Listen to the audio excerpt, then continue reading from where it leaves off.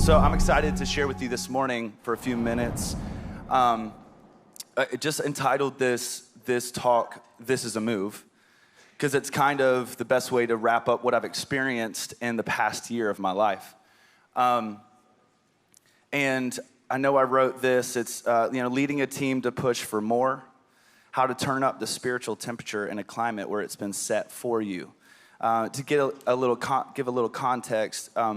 I don't come from a church that looks, sounds, and operates like Bethel. It's more of a stereotypical mega church. We have 14 campuses, and I've been responsible for leading those worship leaders at those different campuses, which has been an incredible honor. And it's just to give you an idea of where I'm speaking from, it's kind of one of those, we do 2 songs up front, a 35-minute message, 2 songs at the end, and we're done. Hour 5, hour 10. Anybody else kind of like that? Okay, then this is awesome. Okay, so I'm going to be speaking out of a place of this is, that's been my context. Essentially what this should be titled is, how do you take Bethel home? Especially if your pastor doesn't want that. I just know that's a reality for many of you, right? I don't know if I want that, So I love that you came to this class. Probably means you're like a little worship misfit, a little problem maker. But no. So just a little bit of backstory. So that's been my normal context year after year. And then something happened. One of my best friends, who is our music director, his name's Micah. He had a disease for about 4 or 5 years, and they basically couldn't really figure out what it was, but they got it close. They said it's probably MS of the gut. So Micah, sometimes when we'd be leading worship, he literally would have to go off the stage, and he'd be laying on the floor, vomiting blood. Really, really serious. He got, skinny as a twig. Couldn't eat anything. Just crazy. It took over his life, and his wife is like a nurse, so it's just kind of crazy. She was so dedicated to figuring out what this was, but really couldn't figure it out. Couldn't get him healed. And then one day, we had a friend tell Micah, "Hey, there's this guy in Nashville. You should have him call and pray over Micah." He's actually a really well-known, and at least if you're kind of in the underground, if you look at who writes what worship songs, great songwriter. His name's Joshua Silverberg. And he just carries this grace for healing. And some of you guys know who that is? Awesome. He wrote Miracles. So he calls Micah one day, and they played phone tag, and finally gets hold. This is really cool, too. In one of my other sessions, I said, trust the nudges. And I'm not going to say this to take credit, but I will say, because it happened, I remember a few days before this, I remember going up to Micah, and I was like, I don't know why, because you've been prayed over for years. I don't know why, but I feel like God's going to heal you really soon. I don't know. I know why, but I feel like it's about to happen. It's coming really soon, but when it happens, it's going to be put on display so that thousands of people can get healed from your story. And it was like 2 or 3 days later, Joshua Silverberg, I'm going to try to make this fast because I'm going to get to my practical points, but basically calls him over the phone, Nashville to Charleston. 15 minutes go by, nothing happens. He's like, okay. He's like, all right, let me pray again. Let's go back in. Starts praying again. All of a sudden, boom, electricity just starts coursing through his body. His wife's right there. He's like, babe, this is crazy, but my body's like I literally feel that electricity. And so all of a sudden, all his symptoms go away, and Micah's completely healed. And so he says, go, test it out. And so he goes outside. He could never run. He used to play basketball all the time. Couldn't play basketball. He would just start throwing up. It would make him super nauseous. And so he goes outside, and he just starts doing laps around his house. And he's like, I'm completely different. I'm completely healed. And so what that did for us is when you experience something like that, you can't go back. And so my church found out, my pastor found out about that. And so we're like, then my pastor's sister has cancer. And so he's like, well, let's have Joshua come in and pray for her, but I don't want to limit it to just her. Let's have him pray for the whole church. And when I heard him say one time from the platform, hey, we're going to gather for our monthly worship night. So we have our weekends, so we had once a month worship night where we got a little bit more flowy. If you heard my other session, it was more like, let's do a few more choruses, a few more bridges. And that was about as, freaky, let's get weird as we got. Definitely not some of the stuff you saw up here last night, which, by the way, was a writing session. I don't know if you guys caught on to that, but we basically wrote that. We're writing that song as we release the sound.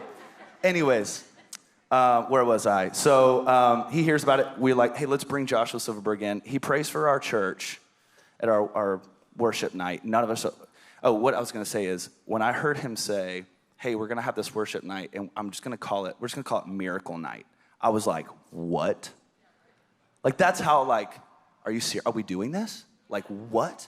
So it's so cool. And so Joshua comes, he brought a friend with him, and they pray over our church. We had 800 people show up that night, and over 200 people were healed. We started at 6 o'clock. I remember pulling into my driveway at 2:37 a.m. I couldn't believe it.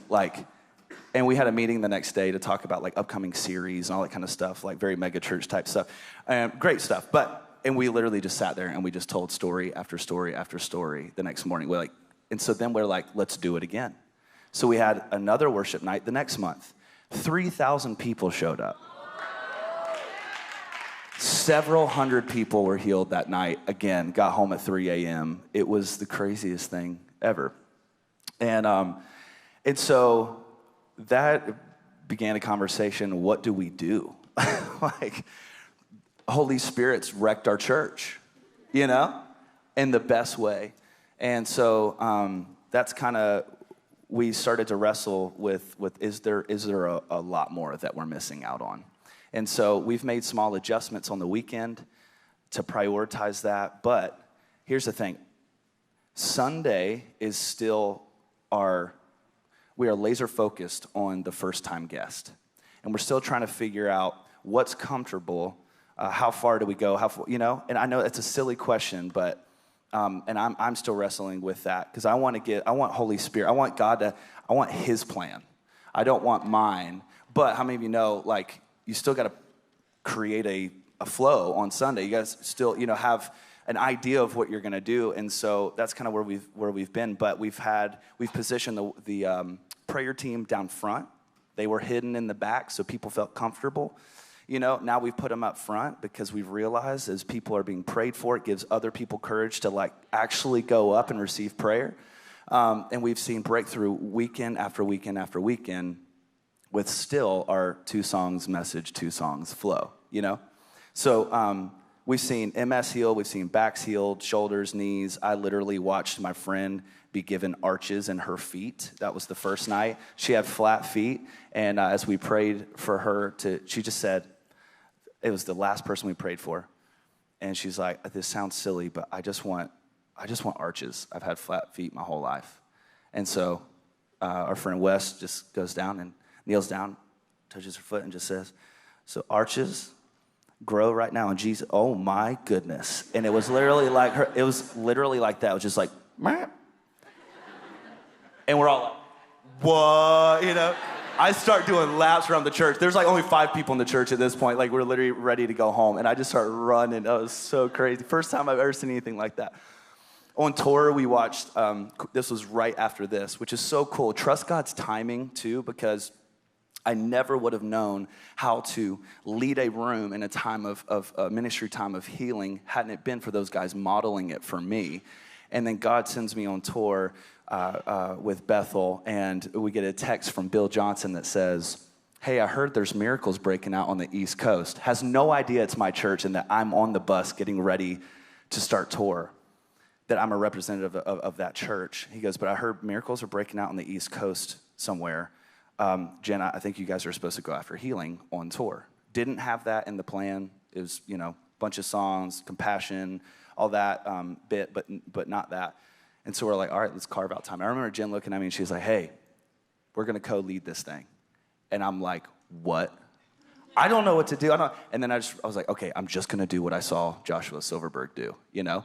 And we saw a crazy amount of healing on tour. Like literally, if you saw on Instagram, this dude had, like Hunter one night called out metal. This guy had a huge metal plate in his leg and it completely disappeared, dissolved. And then he's like, I've never felt flesh and bone there in like 13 years. So cool. Anyways, all to say, you can experience those things in your church. I really believe that you can. How many of you know God is always moving? But there are special moments where I believe he pours his spirit out in greater measure and in certain seasons for whatever reason. And that's what we've kind of been in.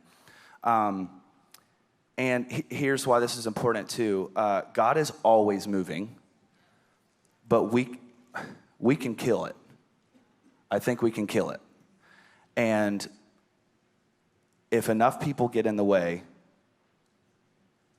I don't know exactly how it works, but I know that we can stop it. I've been there. I've felt it. So there are a few things in this season I'm realizing really move the heart of God, and this is from personal experience, and that keeps this movement alive. I'm going to get to the practical stuff, and I'll fly, but just a few things. Hunger.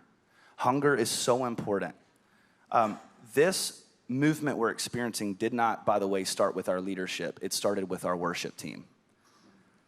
Our worship team has been the hungriest department and people group in our church. And our leadership has caught on and heard about it. And it's honestly, it's just because our worship team has, I think, been the hungriest people in the church. So how is your hunger level? I think about the woman with the blood issue who literally fought her way through the crowd. She didn't wait for Jesus. She reached out and grabbed his robe. Are you that hungry? Is your worship team that hungry? Another thing, hunger, obedience. Will you literally do anything that he tells you? I'm seeing a lot of people that say they want a move of God, they want to experience that in their church, but they're not very willing to do what God wants them to do because it's extremely uncomfortable. It's not always the crowd-pleasing thing to do. So question to wrestle with, are you giving the people in your church, are you giving the people what they want in a service, or are you giving God what he wants? Definitely want to be obedient to whatever he says, not what we come up with. And a lot of times we partner with God and our ideas are his heart.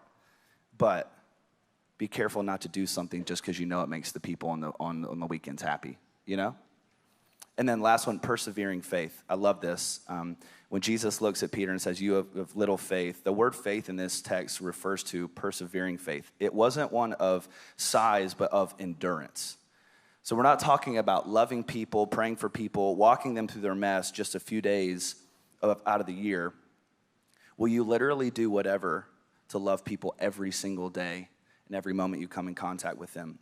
Our church didn't all of a sudden experience this outbreak of healing because we prayed once, like, we want to see healing. And then boom, I'm talking about, like, our church is like 30 years old. And who knows, this could be accumulation of prayers and faith year after year after year. So like, have faith that is enduring, that perseveres. Like, this isn't going to change for you overnight. You're not going to necessarily, and I pray it does. But can you stick in there? Can you hang in there? It's going to probably look more like baby steps and prayer after prayer after prayer. And then you never know when it's just going to like break open like what we've been experiencing. So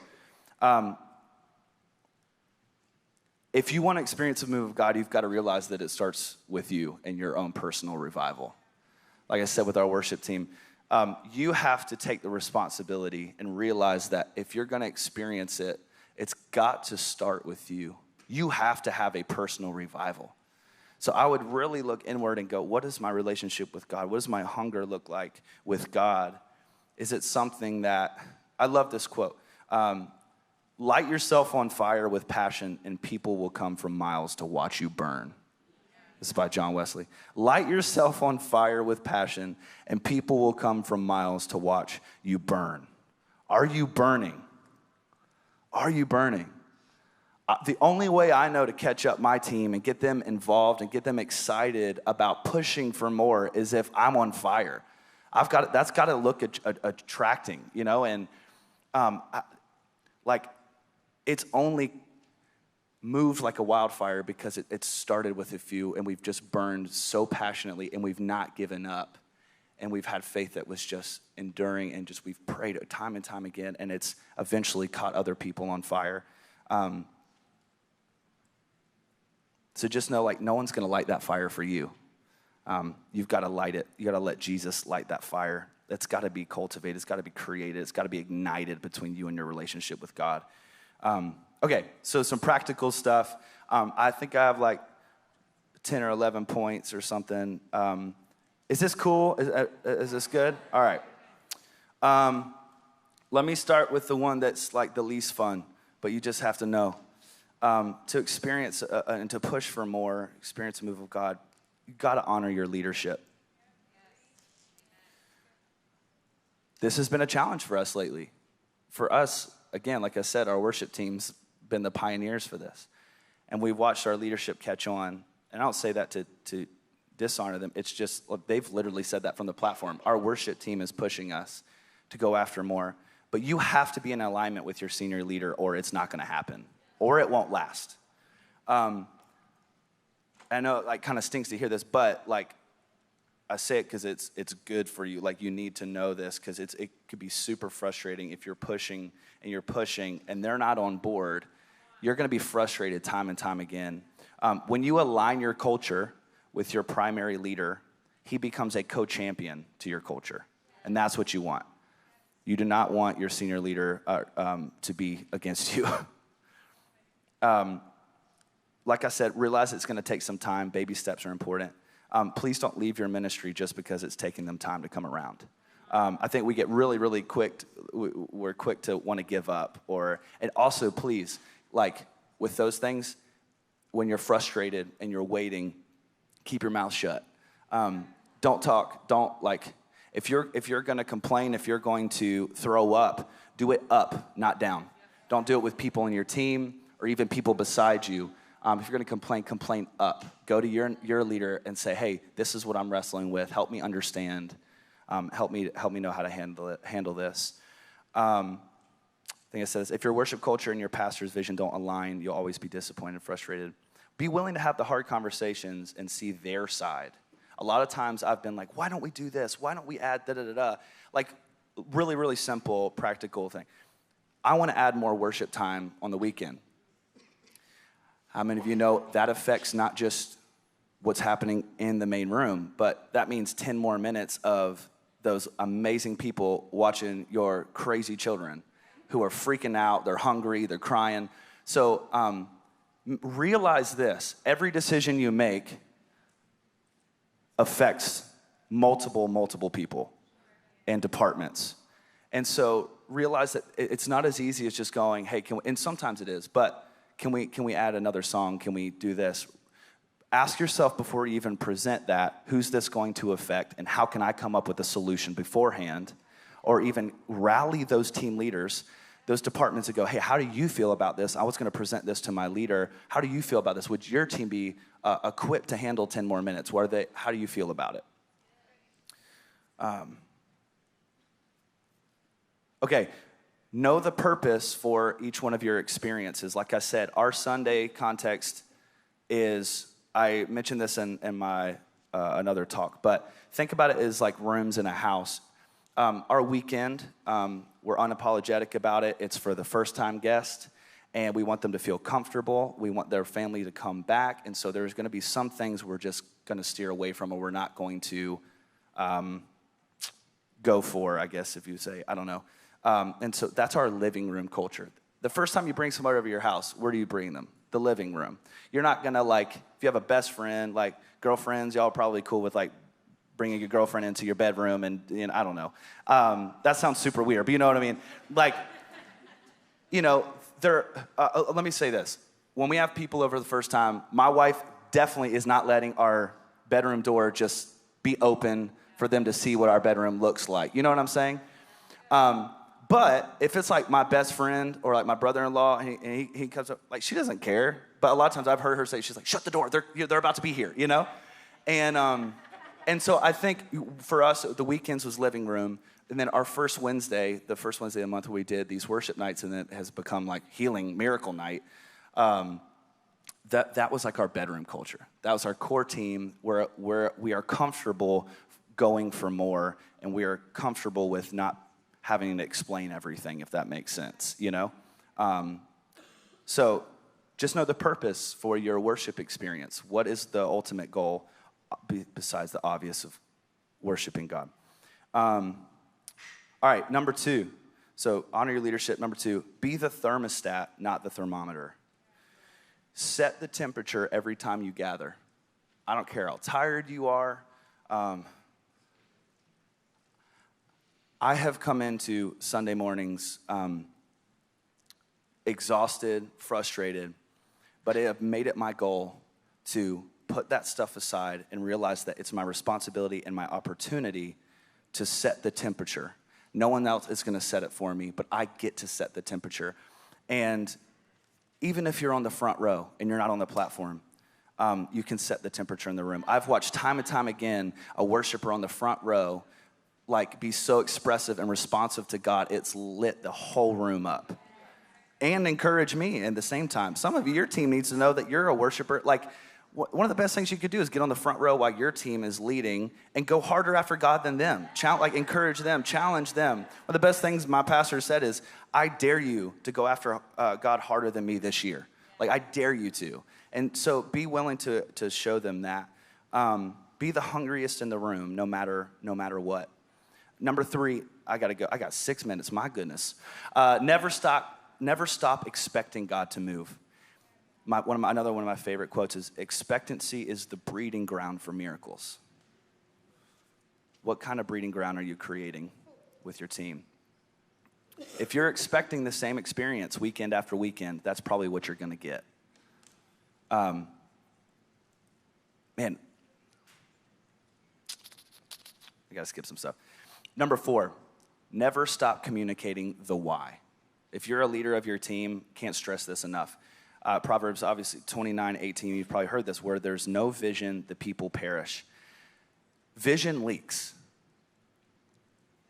So as you're pushing for this, realize that your team's coming, probably a lot of your team's coming to run through rehearsal, just coming from a 9-to-5 job. They're frustrated at their boss. You know, they're not coming in going, I'm expecting a move of God today, you know?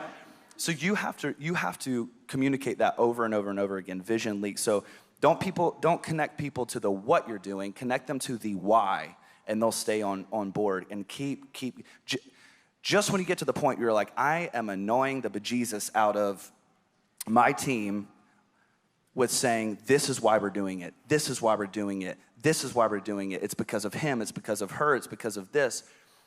Just when you're annoying the heck out of them, they're probably just now getting it. I'm telling you. Remind them why we're doing songs about miracles. Remind them why we're carving out time to pray before service, after service, that we're going to stay late and pray for people. Why? Okay. Oh, man.